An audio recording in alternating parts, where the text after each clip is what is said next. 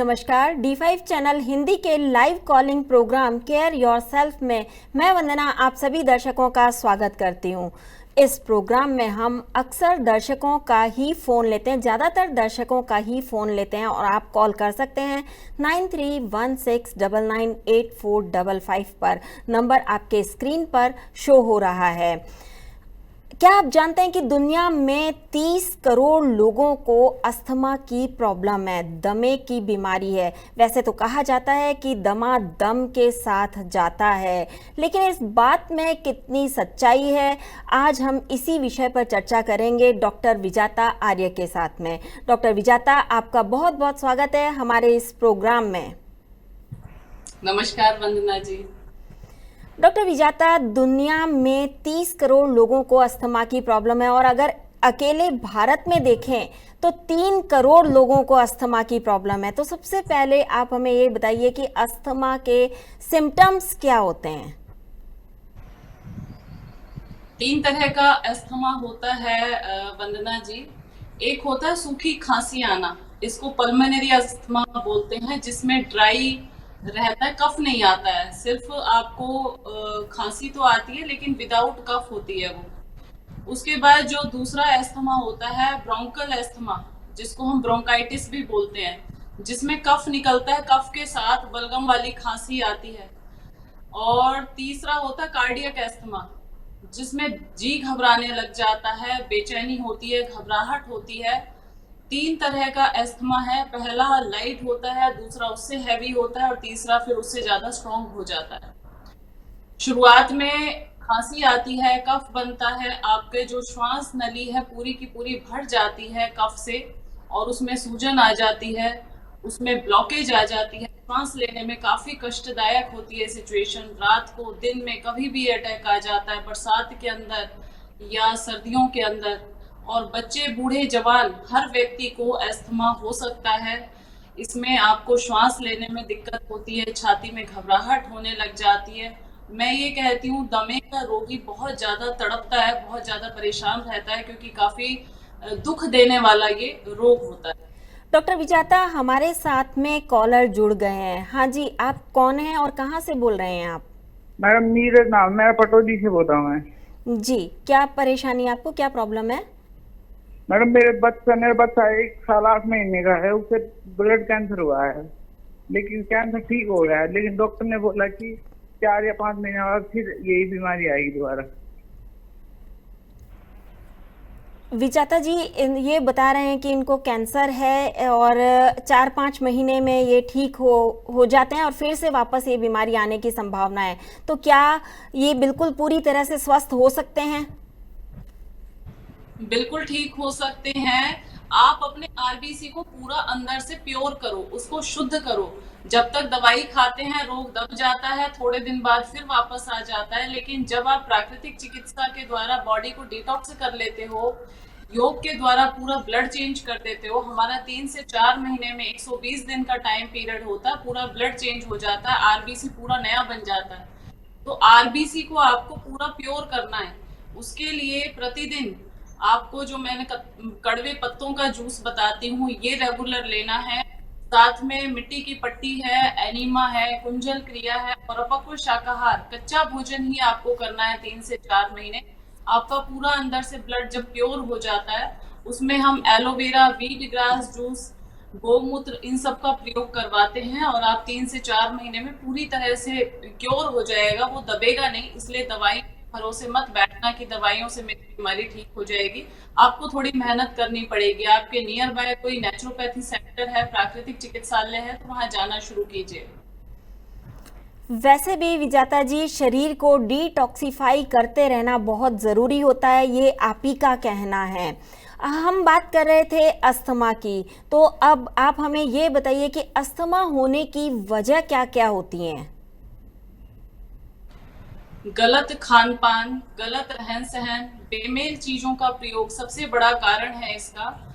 जैसे अभी आपने कढ़ी खाई है, थोड़ी देर में आपने दूध पी लिया, तो इस तरह से जब बेमेल चीजें कई बार हम खा लेते हैं, रात को शादी में हमने खाया और कई सारी चीजें इकट्ठी मिला करके खा ली, रायता भी ले लिया आपने, दूध भी ले लिया, जलेबी भी खा ली, साथ में कोल्ड ड्रिंक भी पी ली, एकदम गरम एकदम ठंडा, इस तरह का जब हम व्यवहार करने लग जाते हैं, हमारा भोजन बेमेल हो जाता है, तो शरीर के अंदर बहुत तेजी से रिएक्शन होता है और कफ बिगड़ जाता है। इसका भी मूल कारण वैसे तो कब्ज ही है, और भयंकर जब कब्ज होती है तो हमारा ब्लड पूरा दूषित हो जाता है, और दूषित ब्लड ही फिर कफ बना करके हमारी छाती को पूरा ब्लॉक कर देता है, हमारी श्वास नलिकाओं को ब्लॉक करना शुरू कर देता है।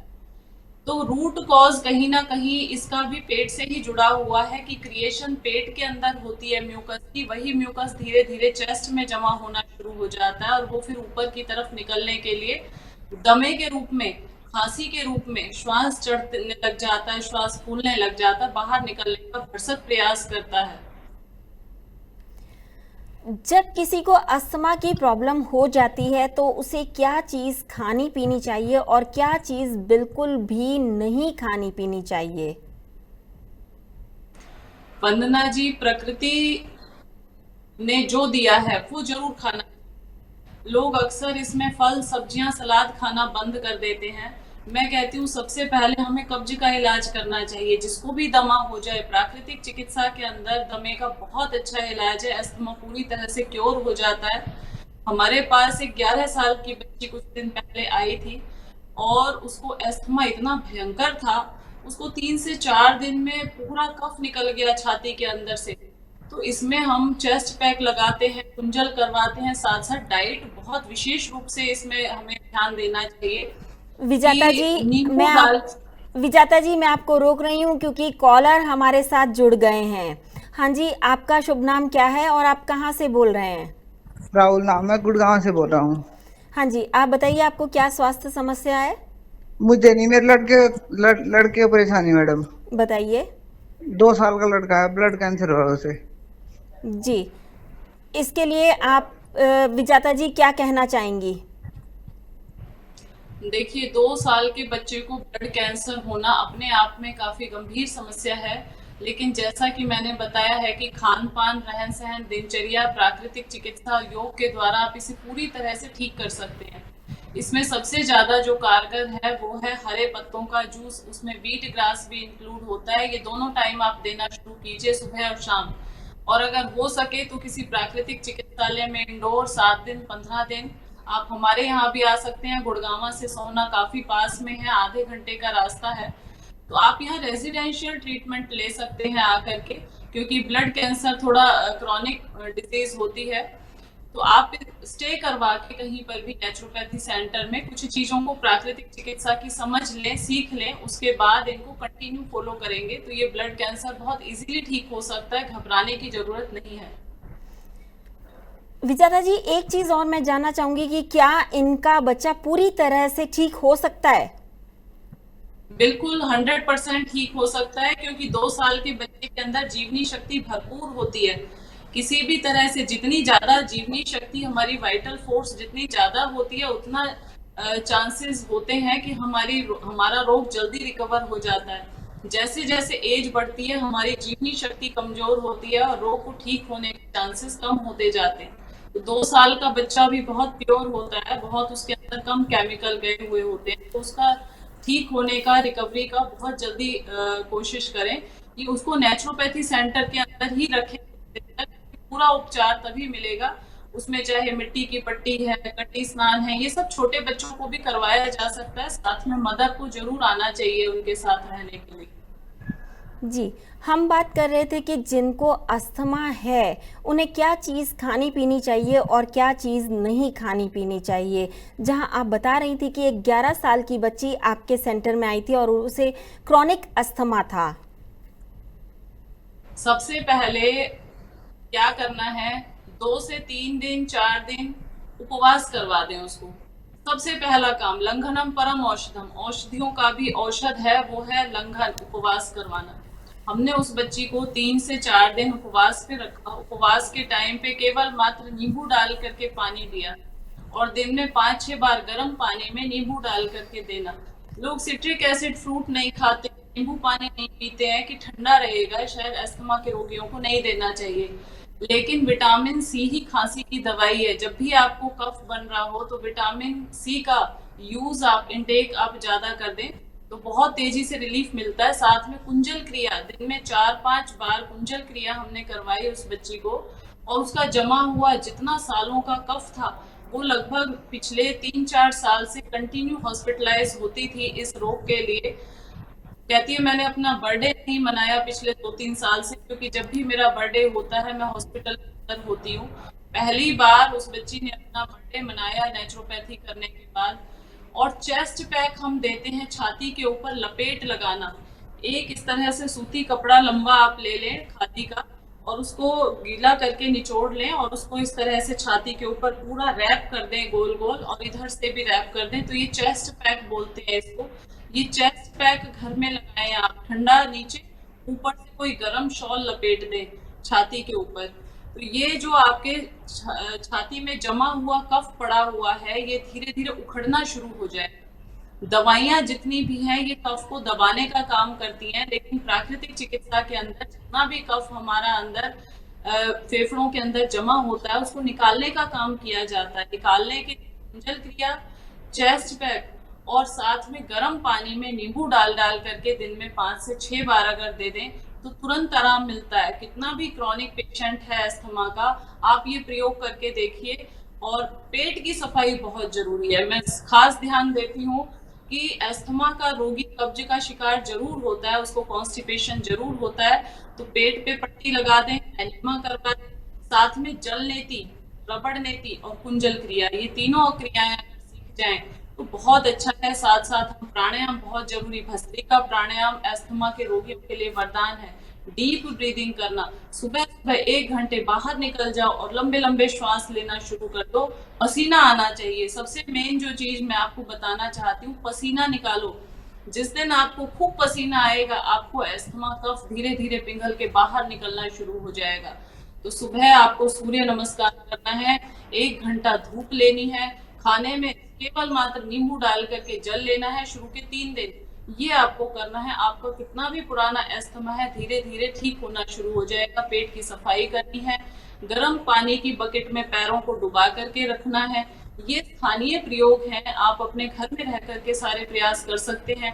लेकिन फिर भी मैं ये कहती हूँ कि सारी चीजें एक बार सिस्टम पूरा समझने के लिए किसी भी नेचुरोपैथी सेंटर के अंदर 7 दिन 15 दिन आप जाइए, वहां रह के इन चीजों को पर्टिकुलर एक अच्छा सिस्टमैटिक ढंग से समझ लीजिए। क्योंकि जब तक चीजों को करना हमें समझ नहीं आता, चेस्ट पैक लगाने के लिए हमें एक बार ट्रेनिंग लेनी होगी कि चेस्ट पैक कैसे लगानी है, फुट बाथ, पैरों को गर्म पानी में डिप करना, प्राणायाम कौन सा करना है। एक बार ट्रेनिंग के लिए 7 दिन के लिए मैं जरूर आपको बुलाऊंगी कि कम से कम 7 दिन आप किसी भी नेचुरोपैथी सेंटर में जाएं। अभी छुट्टियां हो रही हैं तो बहुत अच्छा मौका है। बच्चों को आजकल, छोटे छोटे बच्चों को अस्थमा हो रहा है और उनको दवाइयां इनहेलर के ऊपर रखा जाता है। ये बहुत खतरनाक सिचुएशन होती है, इनहेलर और दवाइयां इस्तेमाल करना। तो जो भी लोग ये दवाइयां इनहेलर ले रहे हैं वो इसे पीछा छुड़ाने के लिए प्राकृतिक चिकित्सा में आए। केवल मात्र प्राकृतिक चिकित्सा इसको जड़ से खत्म कर सकती है। क्या गर्मी अस्थमा को बढ़ाती है या सर्दियों में अस्थमा ज्यादा होता है? वंदना जी, पहले तो ये कहा करते थे कि सर्दियों में ही अस्थमा ज्यादा होता है, लेकिन ऐसा नहीं है। गर्मी, सर्दी, बसंत, बरसात, हर ऋतु में इसका अटैक हो सकता है। लेकिन ज्यादा अटैक मोस्टली सर्दियों में देखा जाता है कि सर्दियों में कफ ज्यादा बनने लग जाता है। लेकिन किसी भी ऋतु के अंदर इसका अटैक आ जाता है। धूल, धुआं, पॉल्यूशन जब भी जहां पर भी होता है तो ज्यादा क्रॉनिक सिचुएशन हो जाती है। इसलिए बच के रहें। जहाँ पे धुआं है, पॉल्यूशन है, ऐसी जगह से आपको दूर रहना होगा। सीलन वाली जगह पे जहाँ धूप नहीं आती है ऐसी जगह दूर रहें। विजेता जी, अस्थमा और एलर्जी में क्या फर्क होता है? क्योंकि अस्थमा के अंदर भी आपको खांसी आती है और एलर्जी भी जब किसी चीज से होती है तो आपको खांसी आती है, तो कैसे फर्क पता करें कि अस्थमा है या एलर्जी है? खांसी आती है तो आवाज नहीं आती है, सीने से घर घर की आवाज नहीं आती है। लेकिन जब अस्थमा होता है तो आपके सीने से घर घर की आवाज आती है। हर समय ऐसा लगता है सांस फूली हुई है आपकी। आप अस्थमा के रोगी के पास जाके उसकी आवाज सुनेंगे तो सांस लेने में उसको साए साए की आवाज आ रही होगी।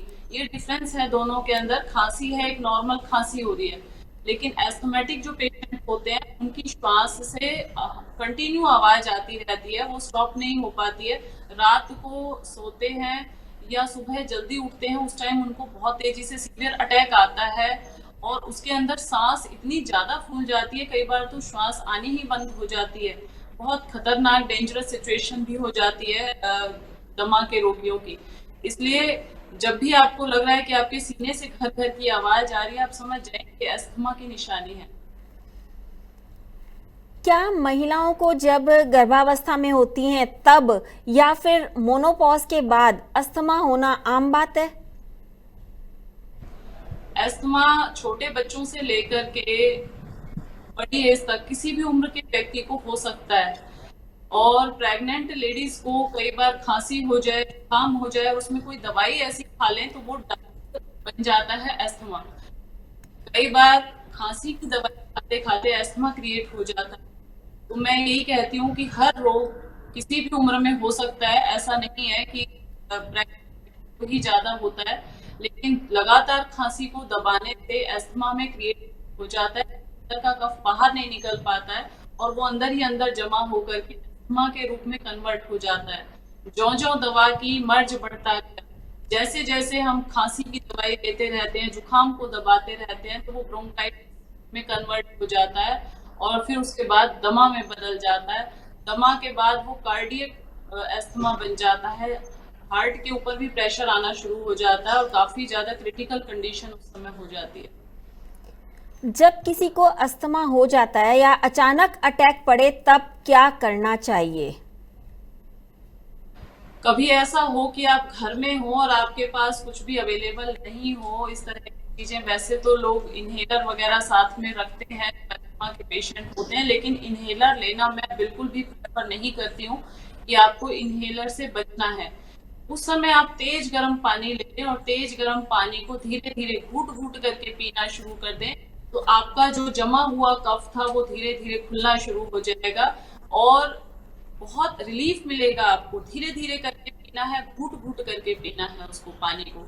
ये एक होम रेमेडी आराम देने के लिए। जब लगे कि थोड़ा आराम हो गया है तो आपको दालचीनी लेनी है और साथ में मुलेठी लेनी है और तुलसी के पत्ते लेने हैं, अदरक लेनी है, लौंग लेनी है, काली मिर्च लेनी है और गिलोय लेनी है। इनको सबको मिला करके काढ़ा तैयार करना है और ये काढ़ा आपको सुबह शाम दोनों टाइम पीना है। इससे आपका धीरे धीरे ये जो रेस्पिरेटरी सिस्टम है पूरा क्लीन हो जाएगा और उसके अंदर पैदा हुआ कफ और जमा हुआ जो कफ है वो धीरे धीरे शांत होने लगेगा, खत्म होने लगेगा। तो ये जो काढ़े का प्रयोग है ये आपको घर में करना है सुबह शाम। और जब भी कभी अटैक आए तो गर्म पानी सिप कर करके, तेज गर्म पानी उबलता हुआ जिसमें से भाप निकल रही हो, इसको पीना शुरू कर दें। लेकिन इसको ज्यादा दिन तक नहीं पीना। मैं बहुत ज्यादा फेवर में नहीं हूँ गर्म पानी पीने के। गर्म पानी जब अटैक आए तब तो आप 2-3 दिन लेंगे, लेकिन उसके बाद आप नॉर्मल टेम्परेचर का या हल्का गुनगुना पानी पिए। तेज गर्म पानी पीने से कंटिन्यू आपको कॉन्स्टिपेशन होना शुरू हो जाएगा, गैस्ट्रिक हो जाएगी, बॉडी में खुश्की आनी शुरू हो जाएगी। विचाता जी हमारे साथ में कॉलर जुड़ गए हैं। हाँ जी, क्या नाम है आपका और कहाँ से बोल रहे हैं आप? मैं राघव बोल रहा हूँ, देहरादून से। जी, आपको क्या क्या अस्थमा पेशेंट को एक्सरसाइज करनी चाहिए? विचाता जी बहुत अच्छा इन्होंने पूछा कि हाँ जी, इन्होंने पूछा कि क्या अस्थमा पेशेंट्स को एक्सरसाइज करनी चाहिए? बहुत अच्छा प्रश्न है वंदना जी। एक्सरसाइज से ही आपका अस्थमा जाएगा। डीप ब्रीदिंग वाली एक्सरसाइज सुबह जल्दी उठ करके आपको करनी है और सूर्य नमस्कार सूर्य के सन के अंदर करो जिससे कि पसीना निकले। आपको इतना एक्सरसाइज करना है, दौड़ना है, भागना है कि आपका अंदर से स्वेटिंग होगी। जैसे ही स्वेटिंग होगी आपका रोग ठीक होना शुरू हो जाएगा। इसलिए प्रतिदिन 1 घंटे इतनी एक्सरसाइज करो कि आपका, लेकिन एक्सरसाइज करते हुए आपको बंद कमरे के अंदर नहीं करना। आजकल जो ये जिम के अंदर एक्सरसाइज करते हैं यही अस्थमा क्रिएट करता है। इसलिए खुली हवा के अंदर करें, प्रकृति के बीच में रह करके करें, साफ वातावरण में करें, धूल धुआं पॉल्यूशन के बीच बिल्कुल एक्सरसाइज ना करें। प्राणायाम जब भी करना हो आपको बिल्कुल खुली जगह पे करें जहाँ पे किसी तरह का कोई धूल धुआं पॉल्यूशन ना हो। इससे बच करके आपको डीप ब्रीदिंग, लंबा गहरा श्वास भरना, इनहेल एक्सहेल फास्ट करेंगे तो बहुत तेजी से आराम मिलेगा। इसके साथ आसनों का अभ्यास, प्राणायाम का अभ्यास और थोड़ा जॉगिंग इसमें बहुत अच्छा रहता है, ये जरूर करें आप। विचारा जी, एक सवाल और है इसी से मिलता जुलता कि क्या अस्थमा पेशेंट को शारीरिक श्रम कम से कम करना चाहिए? नहीं नहीं वंदना जी, शारीरिक श्रम जरूर करना चाहिए। जब भी कोई अस्थमा का पेशेंट हो तो उसको शारीरिक व्यायाम भी करना चाहिए, जिसमें मैंने बताया है कि हमारे शरीर से गंदगी निकलने के 4 रास्ते होते हैं। मलमूत्र से निकलती है, पसीने से निकलती है और श्वास से निकलती है। लेकिन धीरे धीरे हमारे चारों रास्ते ब्लॉक हो जाते हैं तो हमारा कफ है ऊपर की ओर आने लग जाता है। जब हम ये चारों रास्तों को खोल देते हैं तो हमारा कफ भी धीरे धीरे मेल्ट होकर के बाहर निकल जाता है, बहुत हेल्प मिलती है। इसलिए पसीना लेना और पसीना लेने के लिए मेहनत करना, एक्सरसाइज करना बहुत जरूरी है। इसमें पेट की सफाई बहुत जरूरी है। विजाता जी हमारे साथ में कॉलर जुड़ गए हैं। मुझे लगता है कि विजाता जी का संपर्क हमसे किसी वजह से टूट गया है, लेकिन कोई बात नहीं। आप अस्थमा के पेशेंट हैं तो आप पंप ले रहे हैं तो आप थोड़ा सा ध्यान रखिएगा, दवाइयाँ ले रहे हैं तो भी आप थोड़ा सा ध्यान जरूर रखिएगा। विजाता जी हमारे साथ में कॉलर जुड़ गए हैं और हम उनसे बात करते हैं। हाँ जी, आप कौन है और कहाँ से बोल रहे हैं? मैं रघु बोल रहा हूँ जी। जी यूपी से। जी, आपका सवाल? अस्थमा पेशेंट का डाइट चार्ट क्या होना चाहिए? विजाता जी इन्होंने डाइट चार्ट के बारे में पूछा है, तो बताएं कि अस्थमा पेशेंट का डाइट चार्ट क्या होना चाहिए। मैं सुबह से शाम तक का एक क्रम बता देती हूँ कि आपको दिनचर्या कैसे रखनी है अपनी। सबसे पहले सुबह उठते ही आपको गुनगुना पानी पीना है, नींबू डाल करके। मैंने बताया सिट्रिक एसिड फ्रूट में नींबू आपके लिए वरदान है, इसलिए दिन में 5-6 बार गर्म पानी में नींबू डाल करके आप ले लें तो आपका रेस्पिरेटरी सिस्टम पूरा क्लीन हो जाएगा। 3-4 ग्लास सुबह उठते ही पानी पिए, उसके बाद फ्रेश हों, पेट साफ करें। पेट साफ नहीं हो रहा है तो एनीमा करें, और एनीमा के पानी में भी अगर आप नींबू डाल करके करेंगे बहुत अच्छा रहेगा। पेट की सफाई बहुत जरूरी है। इसके बाद आप कम से कम 2 घंटे के लिए खुली हवा के अंदर गहरी लंबी श्वास की एक्सरसाइज भी करें, प्राणायाम भी करें, डीप ब्रीदिंग करें। और उसके बाद जब आप नहा धो करके अपना नाश्ता करते हैं, ब्रेकफास्ट करते हैं, तो भीगे हुए ड्राई फ्रूट्स ले सकते हैं, कोई मौसम का फल ले सकते हैं, या जैसे मैंने अभी एक काढ़ा बताया था आपको कि काढ़ा लेना है, उसके अंदर मुलैठी, दालचीनी, तुलसी, अदरक, गिलोय, ये सारी चीजें, तुलसी के पत्ते, अदरक, ये सब डाल करके बॉयल करके छान के एक काढ़ा बना लें। ये काढ़ा आपको सुबह लेना है एक बार तो सिप कर करके। और उसके बाद मौसम के फल जो भी मौसम में अवेलेबल है वो आप खा सकते हैं। उसमें पपीता है, चीकू है, या कीवी है, जो भी आपको मौसम में फल मिलते हैं वो सब ले सकते हैं। संतरे हैं, नाशपाती है, बब्बू गोशा है, सभी प्रकार के फल आप खा सकते हैं। लेकिन कोशिश ये करें थोड़ा केला अवॉइड करें, जब आपको कफ ज्यादा हो रहा हो उस समय केले को अवॉइड करना है। बाकी सारे फल आप खा सकते हैं। सुबह नाश्ते में प्लेट भर के खाएं, पेट भर के खाएं। और ड्राई फ्रूट्स भिगो करके, मुनक्का है, अंजीर है, छुआरा है, बादाम है, किशमिश है, ये सारे आप भिगो करके खा सकते हैं नाश्ते के अंदर।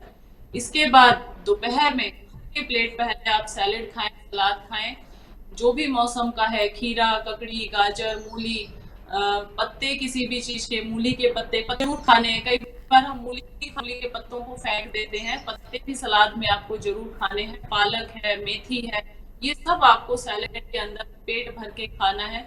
चोकर वाले आटे की रोटी, जिसमें चोकर नहीं निकाला गया हो, मोटे आटे की रोटी आप खाएं। और उसके अंदर भी कोशिश करें चुकंदर या पालक, कुछ भी आप मेथी डाल करके रोटी बनाएं। और उबली हुई सब्जी, घिया, तोरी, टिंडा, परमल, गाजर, मटर, जो भी मौसम में अवेलेबल हो आप ले। और इस तरह का भोजन होना चाहिए, सैलेड ज्यादा, रोटी कम और सब्जी उससे डबल होनी चाहिए। ये आपका दोपहर का भोजन है। छाछ, लस्सी, मक्खन, घी, दूध, दही, डेयरी प्रोडक्ट्स, फैक्ट्री प्रोडक्ट्स, ज्यादा तली हुई भुनी हुई चीजें आपको बिल्कुल भी डाइट में ऐड नहीं करनी है। 3-4 बजे जब आपको दोबारा भूख लगे तो नींबू पानी, शहद का इस्तेमाल करें। तो 1 गिलास पानी के अंदर 2 चम्मच शहद और आधा नींबू डाल करके आप सिप सिप करके धीरे धीरे पिए गुनगुने पानी में। और रात का भोजन 6-7 बजे से पहले पहले ले लें। ये जरूर ध्यान रखें कि रात को 6-7 बजे के बाद आपको कभी भी कुछ नहीं खाना है। उस समय भी आपको उबली हुई सब्जी, चोकर वाले आटे की रोटी या दलिया, खिचड़ी, पतला गेहूं का दलिया भी ले सकते हैं, मूंग की दाल की खिचड़ी भी ले सकते हैं आप चावल के साथ, लेकिन उसमें सब ज्यादा हो और क्वांटिटी कम हो। उससे पहले 1 प्लेट आपको फ्रूट्स जैसे पपीता है, सेब है, ये जरूर है जिससे अगले दिन आपका साफ हो जाए। आजकल खरबूजा है, तरबूज है, इनका इस्तेमाल आप जरूर करें। बल्कि रात को कोशिश ये करें कि पका हुआ भोजन लेने की बजाय कच्चा भोजन पूरा प्लेट भर के फ्रूट्स ही खा लें तो ज्यादा बेहतर है, नहीं से आपका पेट बहुत अच्छे से साफ हो जाएगा। विजेता जी भी हमारे ऐसा साथ कॉलर जुड़ गए हैं। हाँ जी, आप कौन हैं और कहाँ से बोल रहे हैं? हम देव बोल रहे हैं लखनऊ से। आपका सवाल? मेरा ये सवाल है कि खून की कमी है मेरे में, तो वो घर पर कैसे पूरी करी जा सकते हैं? विजेता जी इन्होंने बोला कि खून की कमी है, वो कैसे घर पे ठीक किया जा सकता है? खून की कमी कैसे घर पे रह के पूरी की जा सकती है? सबसे पहले तो आपको पेट की सफाई करनी होगी, क्योंकि कहीं ना कहीं मैं ये देखती हूँ कि जिनको कब्ज रहता है, कॉन्स्टिपेशन रहता है, उनका एचबी नहीं बढ़ पाता। 1 घंटे धूप में बैठना शुरू कर दें, रात को भिगो के मुनक्का, अंजीर खाना शुरू कर दें, पेट की सफाई रखना शुरू करें और कपालभाति करें। कपालभाति करने से आपका डाइजेशन सिस्टम स्ट्रांग होगा, और जब डाइजेशन स्ट्रांग होगा तो अपने आप ही आपका ब्लड बढ़ना शुरू हो जाएगा। कपालभाति श्वास बाहर पेट अंदर पुश करते हुए कम से कम 300 से लेकर के 900 तक मॉर्निंग में कर लें और शाम को कर लें, दोनों टाइम मंडूक आसन करें, तो इससे आपका डाइजेशन बेहतर बनेगा। पेट पे लपेट भी आप ठंडी लगा सकते हैं, गीला कपड़ा लेकर के उसको भिगो के और पेट के ऊपर रैप कर दें, ऊपर से कोई शॉल वगैरह लपेट दें। तो ये जैसे ही पेट का सिस्टम ठीक होता है, एचबी अपने आप बढ़ना शुरू हो जाता है। कुछ खाने में हरी सब्जियां, सलाद, फल, जूसेस और ग्रीन जूस पीना शुरू कर दें, तो ग्रीन जूस डायरेक्टली ब्लड है, उसमें बीट ग्रास है या किसी भी तरह के पत्ते जो आपके चारों तरफ उगे हुए हैं, उसमें नीम, जामुन, शीशम, पीपल, जो भी आता है आपको, जो भी दिखाई देता है, उन सब के पत्तों को पीस करके 1 गिलास जूस सुबह पीना शुरू कर दें।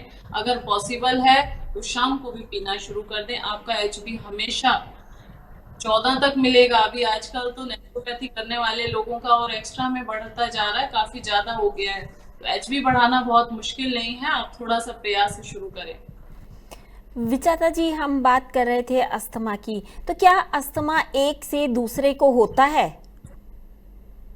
नहीं, फैलने वाला रोग नहीं है वंदना जी, ये किसी भी तरह से संक्रमण का रोग नहीं है, एक दूसरे से नहीं फैलता है ये। क्या अस्थमा जानलेवा हो सकता है?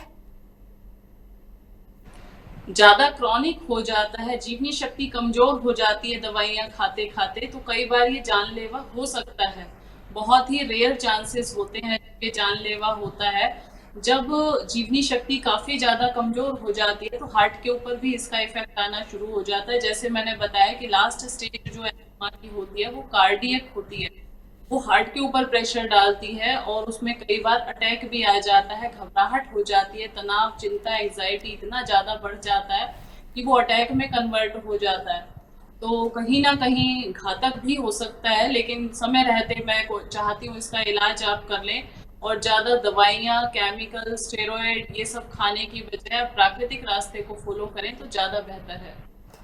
जैसा कि अभी आपने बोला कि अस्थमा की दवाइयों में स्टेरॉइड भी होता है, तो जब कोई लंबे समय से अस्थमा का पेशेंट है, वो काफ़ी लंबे समय से दवाइयाँ खा रहा है, तो क्या एक समय ऐसा आएगा जब वो दवाइयाँ काम करना बंद कर देंगी और उस वक्त क्या उनके शरीर पे प्रभाव पड़ेगा? और क्या प्राकृतिक चिकित्सा के जरिए इन सभी दवाइयों से बचा जा सकता है? मतलब इन सभी दवाइयों को न खा करके अस्थमा को पूरी तरह से ठीक किया जा सकता है? बिल्कुल वंदना जी, पहले छोटी डोज होती है, खांसी होती है तो कहीं ना कहीं हम सिरप पी करके, कोई काढ़ा पी करके काम चला लेते हैं, फिर धीरे धीरे वही खांसी अस्थमा में कन्वर्ट हो जाती है। उस समय फिर हम और स्ट्रॉन्ग दवाइयाँ लेना शुरू कर देते हैं, इन्हेलर शुरू हो जाता है। और उसके बाद फिर ये प्रॉब्लम जैसे जैसे बढ़ती है तो डॉक्टर्स के पास सिवाय स्टेरॉइड के और कोई ऑप्शन नहीं होता है। लेकिन एक टाइम ऐसा आता है कि वो भी काम करना बंद कर देती हैं। मोस्टली नेचुरोपैथी में पेशेंट तभी आते हैं जब वो स्टेरॉइड से भी आपको इफेक्ट करना बंद कर देता है। मैं ये कहती हूँ कि छोटी मोटी खांसी, कफ, ब्रोंकाइटिस, साइनोसाइटिस या खांसी है उसको आप लाइटली मत लें, और बहुत तेज स्ट्रॉन्ग इस तरह के आप दवाइयाँ, केमिकल्स, इनसे बचने की कोशिश करें। घर में होममेड काढ़े बनाएं, थोड़ा परहेज करें, एक्सरसाइज करें, डीप ब्रीदिंग करें, पेट की सफाई करें, तो उसको क्रॉनिक होने से बचाया जा सकता है। छोटी सी खांसी ही ब्रोंकाइटिस और अस्थमा में कन्वर्ट हो जाती है, इसलिए खांसी से बचने के लिए तेज स्ट्रॉन्ग दवाइयाँ ना खा करके घर में बना करके काढ़े पिया करें आप सुबह शाम, क्योंकि वो दवाइयाँ ही इतना ज़्यादा सीवियर अंदर कफ को जमा देती हैं, बाद में वो सूख जाता है, अंदर ही पड़ा हुआ कफ सूख जाता है, फिर घाय घाय की आवाज़ आने लग जाती है और कोशिश करते हैं कि कफ निकले, लेकिन वो छाती के अंदर इतना ज़्यादा जमा होता है कि निकल नहीं पाता है। उसके लिए फिर हम यहाँ पे स्टीम दिलवाते हैं, चेस्ट पैक लगाते हैं, छाती के ऊपर मसाज करवाते हैं सरसों के तेल की, तो वो धीरे धीरे कफ लूज होने लग जाता है और बाहर आने के लिए तैयार हो जाता है। फिर कुंजल क्रिया करके पानी पिला करके उसको वॉमिट करवाया जाता है, तो सारा कफ हमारा जो अंदर श्वास नलिकाओं में जमा रहता है बाहर निकल जाता है।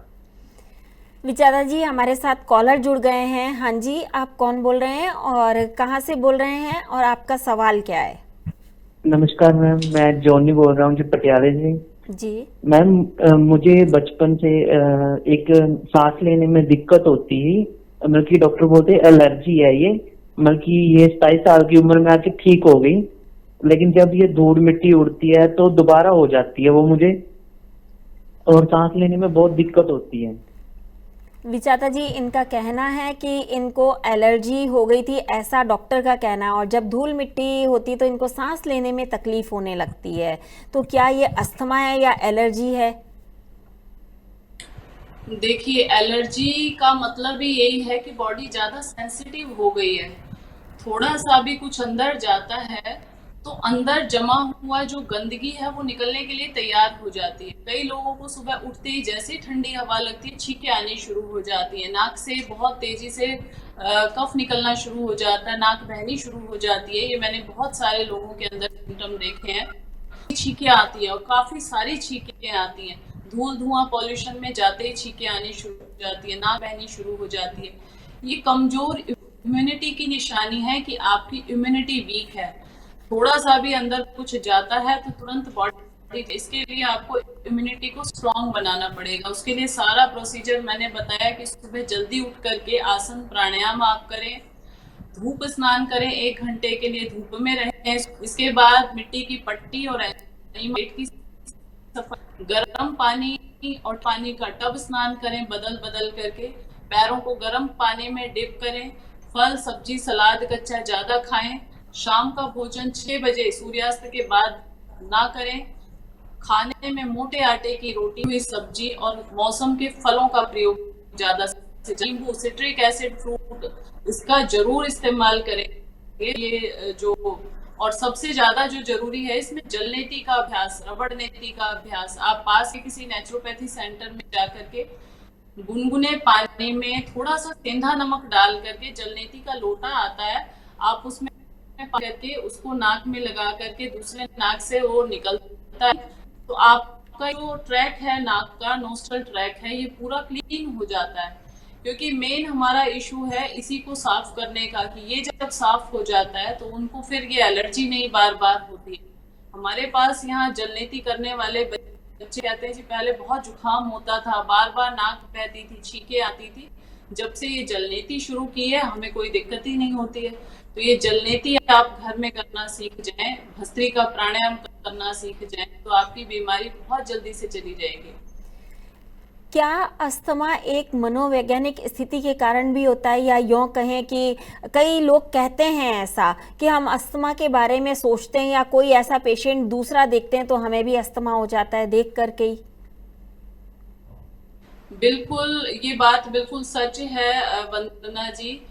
क्योंकि मनोस्थिति जब भी खराब होगी आपकी, तनाव, टेंशन, डिप्रेशन बढ़े तो हर रोग बढ़ेगा। उसमें केवल मात्र अस्थमा ही नहीं, कोई भी बीमारी है वो सारी ही प्रॉब्लम ज्यादा एग्रेसिव हो जाती हैं।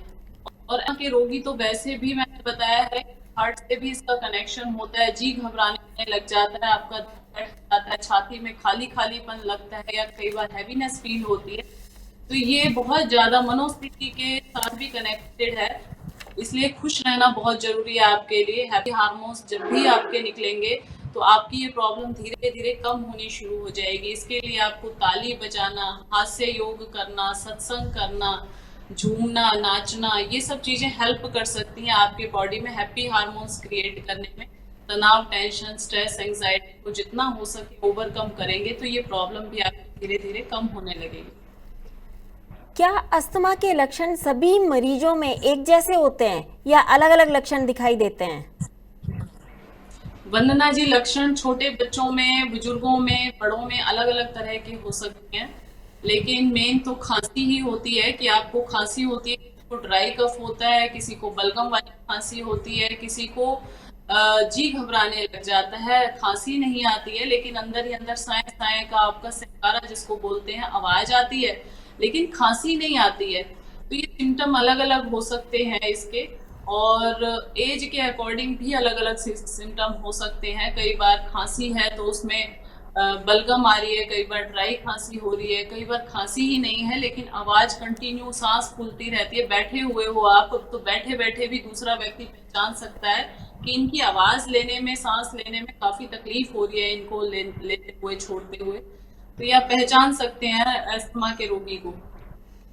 कई बार ऐसा भी होता है कि आपको लक्षण दिखाई नहीं देते हैं, लेकिन अगर आप सीढ़ियां ऊपर चढ़ते हैं और आपका सांस फूलने लगता है तो क्या अस्थमा हो सकता है?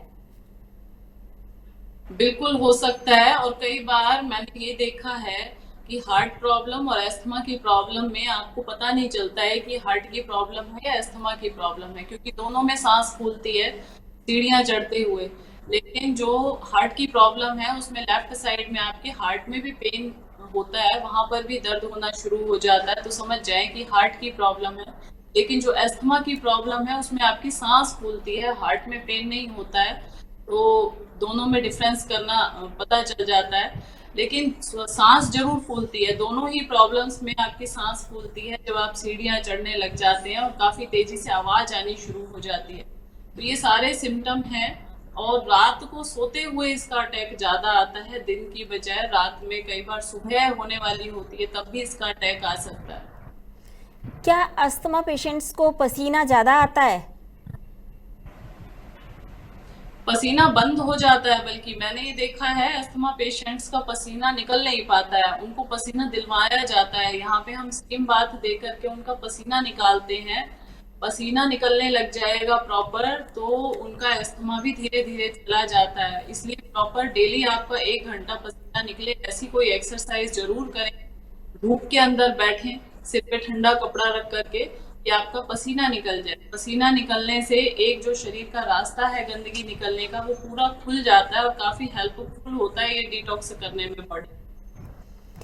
अगर किसी को लंबे समय से अस्थमा है और कुछ टाइम बाद लक्षण दिखने बंद हो जाएं, तो क्या उन्हें इलाज वहीं रोक देना चाहिए या जारी रखना चाहिए? देखिए, मैं अस्थमा के रोगी को रिकमेंड करूंगी कि 4-6 महीने इसको जरूर चलाएं, क्योंकि कुछ दिनों बाद अगर सिम्टम बंद भी हो गए तो रोग की जड़ें बड़ी गहरी हैं और ये रोग इतनी आसानी से जाने वाला नहीं लग रहा है। मेरे पास पेशेंट आते हैं, कहते हैं जी थोड़े दिन आराम मिलता है, दवाइयाँ खाते हैं, कुछ भी करते हैं, थोड़े दिन बाद फिर से उभड़ के आ जाता है। मौसम बदला या थोड़ा खान पान में हमने परहेजी कर दी, खट्टी चीजें, तली चीजें, ठंडी तासीर की चीजें खाते हैं, फिर दोबारा हो जाता है। तो इसकी जड़ खत्म नहीं होती तक आपको उपचार भी चलाना है, परहेज भी करना है, आसन प्राणायाम भी करने हैं, बहुत ही पंक्चुअलिटी के साथ करने हैं, नियम से करने हैं। ऐसा नहीं एक दिन किया चलो आराम मिल गया छोड़ दिया उसको। आप नियम से कम 4 से 6 महीने इसको जरूर करेंगे तो रोग जड़ खत्म हो जाएगी। जब आपकी इसकी जड़ खत्म हो जाए, लौट के आने का डर नहीं रहे, तब आप इस उपचार को हफ्ते में 1 दिन कर सकते हो। जैसे जल लेती रोज कर रहे हो, कुंजल रोज कर रहे हो, तो उसको फिर आप हफ्ते में 1 दिन कर सकते हैं कि चलो वीक में 1 दिन कर लेते हैं। पैरों का गर्म पाद स्नान, फुट बाथ हम देते हैं, तो वो हफ्ते में 1 दिन कर सकते हैं जब खत्म हो जाए। जब तक आपको लग रहा है कि अटैक है, चेस्ट पैक भी रोज लगाना है, फुट बाथ भी रोज करना है आपको, और आसन, प्राणायाम, डीप ब्रीदिंग की एक्सरसाइज, डाइट अपनी ठीक रखनी है। इसको छोड़ना नहीं है बीच में, 4-6 महीने कंटिन्यू चलाएं, क्योंकि इसका इलाज थोड़ा लंबा चलता है। विजेता जी, एक चीज और मैं आपसे पूछना चाहूंगी कि क्या अस्थमा आनुवांशिक बीमारी है, जिसे कि हम पैतृक बीमारी कह सकते हैं, हेरिडिटिकल प्रॉब्लम कह सकते हैं, क्या ये आनुवांशिक बीमारी है? वंदना जी, मैं आपको पहले भी कई बार कहा है कि रोग आनुवांशिक नहीं होते, हमारी किचन आनुवांशिक होती है। क्योंकि वही खाना बच्चे खा रहे हैं, वही खाना माता पिता खा रहे हैं, तो माता पिता को जो बीमारियां होती हैं वो बच्चों में आ जाती हैं। फिर हम कह देते हैं ये तो हमारा बीपी आनुवांशिक था, दमा भी हमारा हेरिडिटरी था, लेकिन ऐसा नहीं होता है। अगर आपका खान पान, रहन सहन, दिनचर्या ठीक है तो कोई भी रोग आपको नहीं बनेगा जो आपके माता पिता को था।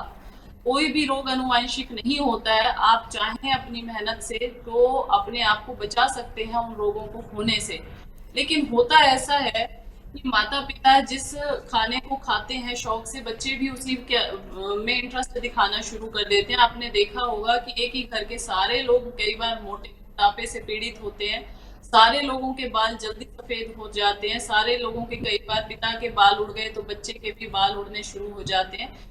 इसका मतलब है कि कहीं ना कहीं डाइट हमारी ऐसी थी कि पेरेंट्स ने खाया और उसका इफेक्ट उनके ऊपर आया, और बच्चे खा रहे हैं तो उसका भी इफेक्ट उनके ऊपर आ रहा है। एक ही घर के 2 बच्चों को मस्कुलर डिस्ट्रॉफी था, जो बच्चे मेरे पास यहाँ पे आए हुए थे। तो कहीं ना कहीं मैं डाइट को ही मानती हूँ कि हमारी डाइट ही आनुवंशिक होती है, उसकी वजह से क्रिएशन होती है। बाकी हेरिडिटी वाला इस रोग नहीं है अस्थमा, और ऐसा नहीं है कि पेरेंट्स को था तो बच्चों को आएगा, ऐसा नहीं होता है। अस्थमा का सबसे ज्यादा खतरा किसे होता है? वैसे तो आजकल बच्चों में अस्थमा मैं बहुत ज्यादा देख रही हूँ, क्योंकि ज्यादा पेशेंट हमारे पास बच्चे आ रहे हैं और बच्चों को अस्थमा बहुत तेजी से हो रहा है। इसके पीछे रीजन यही है कि बच्चों का जो खान पान, दिनचर्या अस्त व्यस्त हो गई है, एक्सरसाइज खत्म हो गई है, जंक फूड ज्यादा खा रहे हैं, पॉल्यूशन ज्यादा हो गया है, वर्किंग उनका जो आउटडोर एक्टिविटी थी वो खत्म होती जा रही है। बैठे बैठे पूरा दिन भर लैपटॉप पे, फोन पे, एसी के अंदर ज्यादा रहना, बाहर की हवा, बाहर की धूप ना लेना, ये सारे कारण है। बच्चों में ज्यादा मैं देख रही हूँ आजकल अस्थमा हो रहा है। विजेता जी, जब किसी को अस्थमा हो जाता है और अचानक से अटैक पड़ता है और मान लीजिए कि वो घर पर नहीं है, तो उस वक्त उसे क्या करना चाहिए? सबसे पहले मैंने यही बताया कि गरम गरम पानी, अब ये पानी भी अगर उनके पास नहीं है तो मुलेठी, ये मुलेठी की डंडी एक हर टाइम रखें अपने पास, और वो मुलेठी की डंडी को चूसना शुरू कर दें। और पानी का प्रयोग इसमें है ही कि गरम गरम पानी सिप करेंगे तो तुरंत आपका जो श्वास नली है वो खुल जाती है और आपको श्वास बड़ी इजीली आ जाता है। तेज गरम पानी सिप सिप करके पिएंगे, या मुलेठी को शहद में डुबा करके उस लकड़ी को मुंह में रख के चूसना शुरू कर दें, तो तुरंत ही आपकी रेस्पिरेटरी सिस्टम क्लीन हो जाता है। ये 2 नुस्खे हैं तुरंत आराम पाने के लिए। बाकी तो फिर सारा प्रोसीजर जो मैंने बताया है ये आपको करना है जड़ से खत्म करने के लिए। किसी भी तरह का अस्थमा है, घबराएं ना कि हमारा ठीक नहीं हो सकता है। हर तरह का अस्थमा जड़ से ठीक हो सकता है। अस्थमा के लिए कपूर को भी बहुत अच्छा माना जाता है, तो इस बारे में आपका क्या कहना है?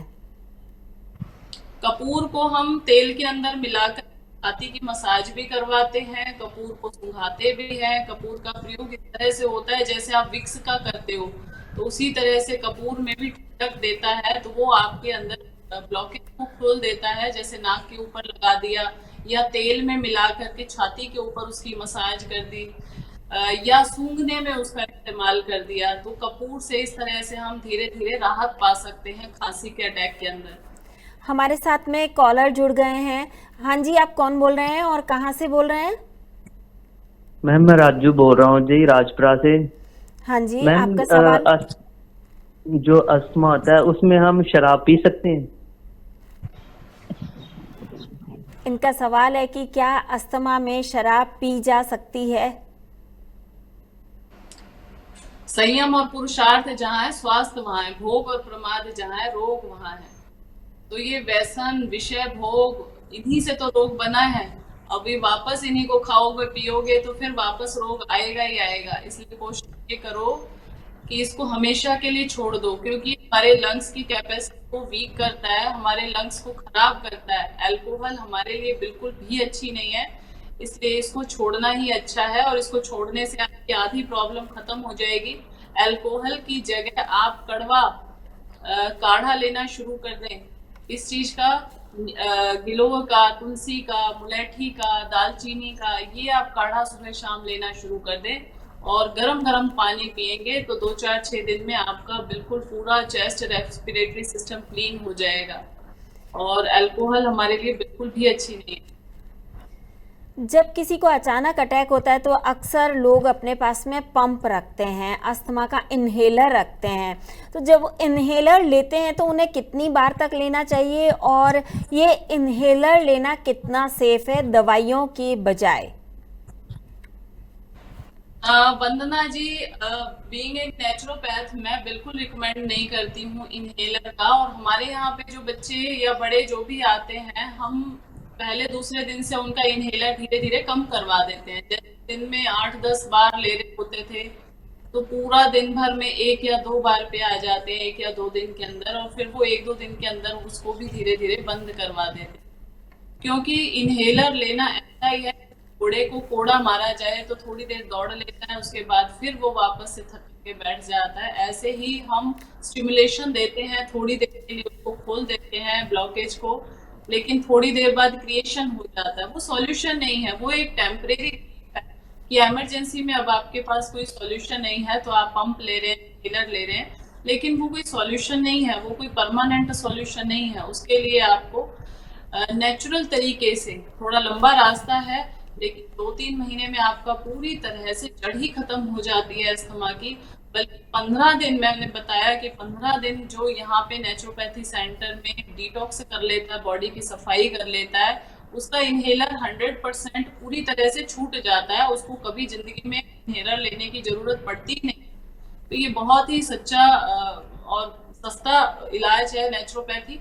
इसको आप अपने आसपास कहीं सर्च करें, अगर इंडोर में रहने की व्यवस्था है तो आप वहाँ रह करके इलाज करें, वरना अप डाउन करें। और यहाँ आना चाहें तो कायाकल्प योगा नेचुरोपैथी इंस्टीट्यूट सोहना में है, ये आप आ सकते हैं यहाँ पे 7 दिन 15 दिन, और इसको सीख करके अपने रोग को ठीक कर सकते हैं।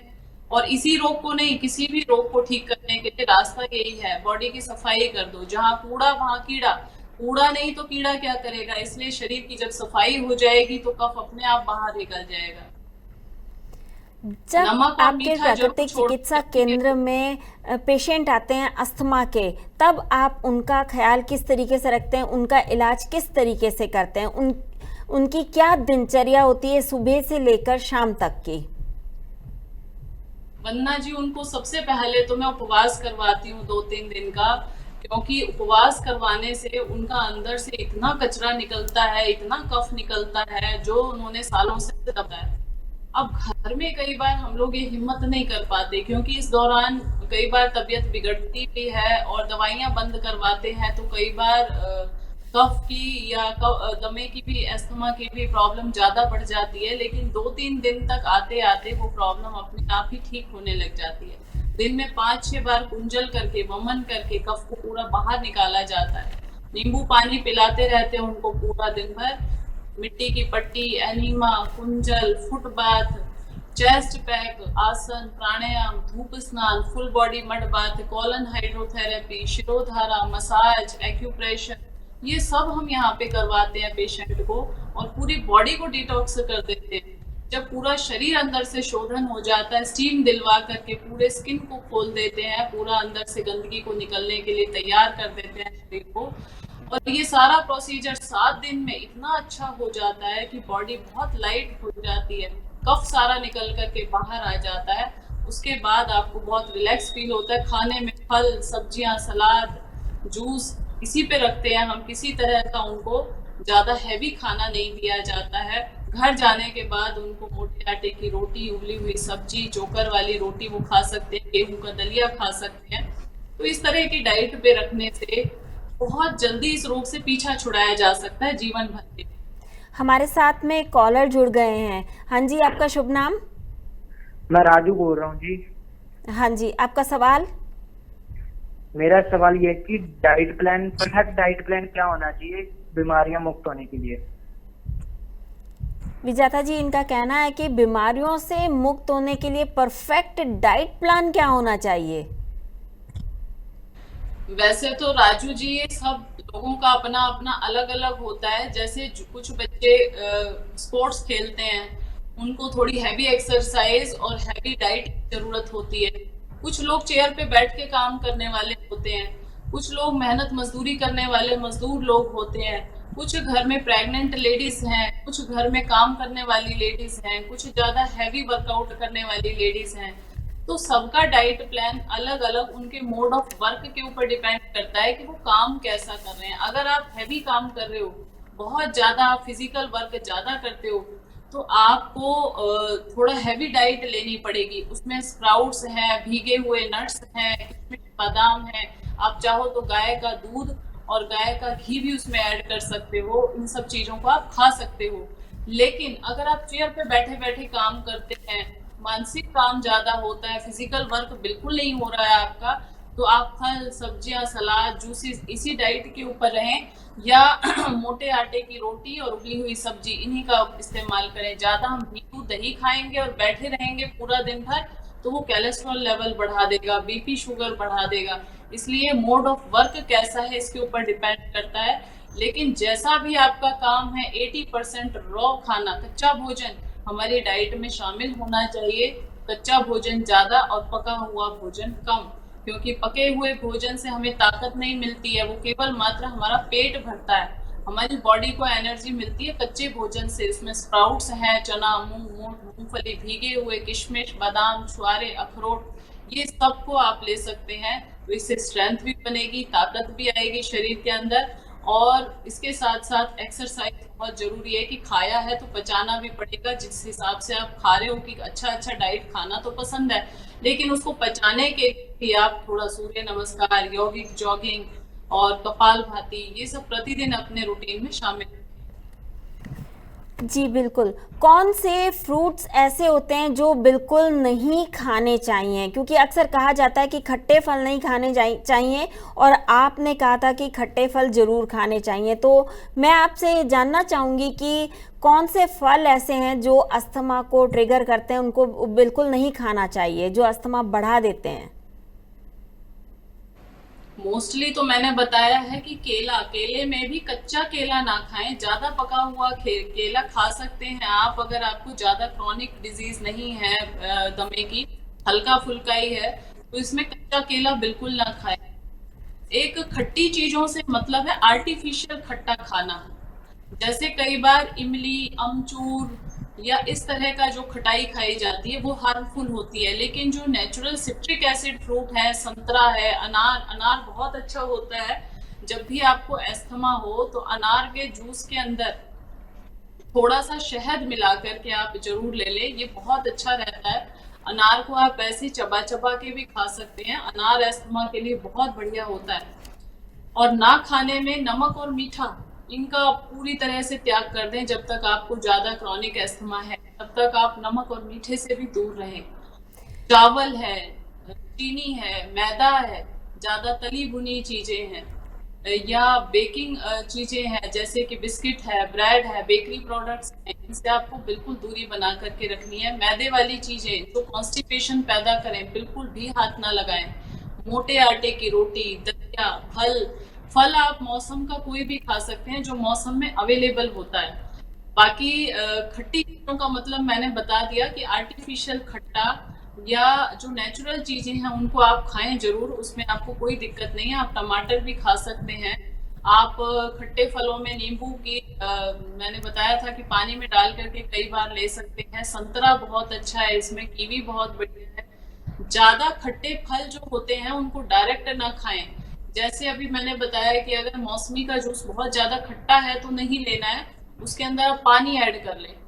अगर ज्यादा खटास है तो बिल्कुल ना लें, उसके अंदर पानी मिला करके लें, थोड़ा उसको कम खट्टा करके पिए।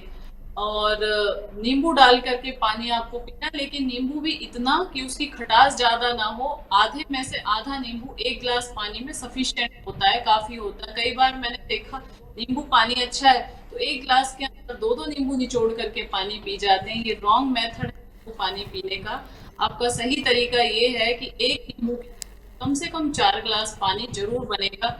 आपने उस पूरे नींबू को एक गिलास पानी में बिल्कुल नहीं डालना है। बस आपको हल्की सी खटास पता चले कि पानी एल्कलाइन हो गया है, वो एल्कलाइन वाटर अंदर जा करके एसिड को, कफ को धीरे धीरे हमारे डिसॉल्व करना शुरू कर देता है। विजेता जी हमारे साथ में कॉलर जुड़ गए हैं। हाँ जी मैं सौरभ बोल रहा हूँ। जी, मुझे डायबिटीज भी है और अस्थमा भी है, तो मैं क्या ठीक हो सकता हूँ? विजेता जी इनका कहना है कि इनको डायबिटीज भी है और साथ में अस्थमा भी है, तो क्या ये ठीक हो सकते हैं?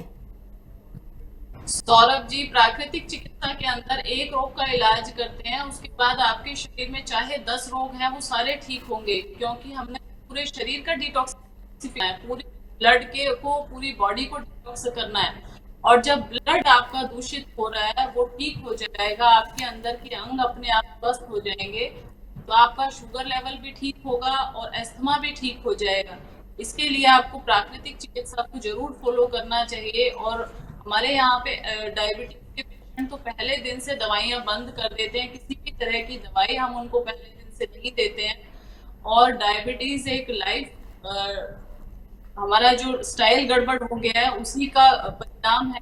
और जब आपका लाइफस्टाइल ठीक हो जाता है, सोना जगना खाना पीना, तो आपका डायबिटीज ठीक हो जाता है। अस्थमा भी इसी तरह का रोग है कि आप कुछ चीजों को जो मैंने वीडियो में बताई है घर में फॉलो कर, और जब आपके पास टाइम हो 7 दिन का तो आप सेंटर में आकर के जरूर सीख लें। हमारे साथ में एक और कॉलर जुड़ गए हैं। हाँ जी बताइए। मैं देव बोल रहा हूँ जी। हाँ जी, क्या ज्यादा दवाइयाँ खानी सही हैं? विजेता जी इनका पूछना है कि क्या ज्यादा दवाइयाँ खानी सही हैं? दवाइयाँ सिर्फ रोग को स्टिमुलेट करती हैं, रोग को दबाती हैं, सप्रेसिव ट्रीटमेंट है। और रिमूवल ट्रीटमेंट अगर चाहिए तो वो नेचर है, नेचुरोपैथी है। अगर रोग को दबाना है, मान लो सिर में दर्द हो रहा है, पेट में दर्द हो रहा है, पेन किलर खा लिया आपने तो आपको सिम्टम को दबा दिया, रोग की जड़ को खत्म नहीं किया। लेकिन प्राकृतिक चिकित्सा कहती है सिर में दर्द हो रहा है, उसका रीजन क्या है, उस रीजन को ठीक कर। सिर में दर्द हो सकता है आपके पेट में गैस बन रही हो और गैस आपके सिर की तरफ जा रही हो तो सिर का दर्द हो रहा हो, तो हमारा काम है पेट को साफ करना। या नींद पूरी नहीं होती कई बार, तब भी सिर में दर्द हो जाता है, तो आपको भरपूर नींद लेनी चाहिए या पेट की सफाई करनी चाहिए, ना कि पेन किलर खा करके रोग को दबाना चाहिए। क्योंकि कुछ दिनों के बाद वो फीलिंग सेंस आपकी खत्म होनी शुरू हो जाती है, आगे जा करके वो दवाइयां भी काम नहीं करती हैं, और एक रोग ठीक करती हैं 1000 रोग और पैदा कर देती हैं। एक भी एलोपैथी की मेडिसिन ऐसी नहीं है जिसका कोई साइड इफेक्ट नहीं होता हो। हर मेडिसिन अपने आप में टॉक्सिक होती है जिसका साइड इफेक्ट होता है। हिप्पोक्रेट्स जो फादर ऑफ मेडिसिन माने गए हैं वो कहते हैं modern medical science is nothing but the false treatment by the changing of symptoms that proper disease.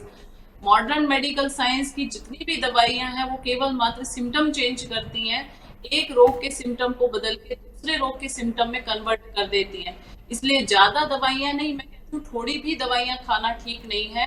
अगर खा रहे हैं तो उनको अपना लाइफस्टाइल ठीक करके, अपनी डाइट ठीक करके, प्राकृतिक चिकित्सा को सीख करके छोड़ दें पूरी तरह से, तो आपके हित में रहेगा। वरना वही दवाइयां आपका लीवर डैमेज करेंगी, किडनी डैमेज करेंगी, हार्ट फेलियर लेके आएंगी, पैरालाइज्ड करेंगी, ब्रेन हेमरेज का कारण बनेंगी। विजेता जी एक सवाल हमारे पास आया है कि कपूर को कौन से तेल में मिक्स करके लगाना चाहिए? आपने बताया था कि कपूर को छाती पर लगाना है, तो कौन से तेल में मिक्स करके लगाया जा सकता है? सरसों का तेल बेस्ट होता है अस्थमा के पेशेंट्स के लिए, क्योंकि गर्म होता है। इसमें तिल का तेल भी आप ले सकते हैं और सरसों का तेल भी ले सकते हैं, उसमें डाल करके मिक्स करके इसको आप छाती पे लगा लें। और आगे और पीछे बैक पे भी और छाती पे अप्लाई करके 1 घंटा धूप के अंदर लेट जाएं तो आपके कफ को ढीला होने में बहुत मदद मिलती है। क्या नीलगिरी का तेल भी लगाया जा सकता है? उसे भी गर्म कहा जाता है। हाँ जी, गर्म प्रकृति का जो भी उसको आप अप्लाई कर सकते हैं जिसकी तासीर गर्म होती है। जैसे नारियल है तो ठंडा होता है, गर्म प्रकृति के और भी तेलों को हम लगा सकते हैं। कहा जाता है कि यूकलिप्टस के जो पत्ते होते हैं, नीलगिरी के जो पत्ते होते हैं, उन्हें सूंघने से भी काफी आराम मिल जाता है अस्थमा में। ये सब आउटर ट्रीटमेंट है वंदना जी। जितना भी आउटर ट्रीटमेंट है ये आपको तुरंत आराम देता है, थोड़ी बहुत देर के लिए देता है। जैसे हम सूंघते हैं कुछ ठंडी ठंडी चीजें, कुछ सूंघने के लिए भी आती हैं आजकल, भी वगैरह आती हैं, तो थोड़ी देर के लिए रिलीफ मिल सकता है। They are not cure. जब हम बात यहाँ क्योर की कर रहे हैं तो हमें अंदर से हीलिंग करनी है। हमें सूंघने की जरूरत ना पड़े, हमें कुछ चीज अप्लाई करने की जरूरत ना पड़े, उसके लिए अंदर से सिस्टम को क्लीन करना है। उसके लिए सबसे जरूरी है कुंजल क्रिया, एनीमा, मिट्टी की पट्टी, चेस्ट पैक, जल नेति और हमारा डाइट और आसन प्राणायाम। इनके ऊपर पूरा फोकस करके आप लग जाए, काम शुरू करते हैं। गाइडेंस की जरूरत है, यहाँ रह के सीखना चाहते हैं तो आप मोस्ट वेलकम है यहाँ आने के लिए। वरना मैं ज्यादा नुस्खे बताने में विश्वास नहीं करती, क्योंकि जब तक अंदर का सिस्टम क्लीन नहीं होता है ये सारे नुस्खे आपके थोड़ी दिनों के लिए, थोड़ी देर के लिए काम करते हैं, लेकिन अंदर इतना गंद जमा है, इतना कफ जमा है, उसको निकालने का प्रोसीजर जब तक आप फॉलो नहीं करेंगे रोक जाने वाला नहीं। उम्मीद है विजेता जी हमारे दर्शकों को उनके सवालों का अच्छी तरह से जवाब मिल गया होगा। अगर देखा जाए तो सौरव गांगुली, इयान बॉथम जैसे क्रिकेटर हों या फिर अमिताभ बच्चन जैसे सुपरस्टार हों, इन सभी को अस्थमा की प्रॉब्लम है और ये सभी सामान्य लोगों से ज़्यादा सक्रिय जीवन व्यतीत कर रहे हैं। उम्मीद है दर्शक इनसे ज़रूर कुछ ना कुछ सीखेंगे। विजेता जी, आज आपने बहुत ही बेहतरीन तरीके से दर्शकों के सवालों का जवाब दिया। उम्मीद है उन्हें इसका जवाब पसंद आया होगा। आप हमारे साथ जुड़ी, आपका बहुत बहुत धन्यवाद। थैंक यू सो मच वंदना जी। अगले एपिसोड में आपसे फिर मुलाकात होगी, तब तक के लिए नमस्कार।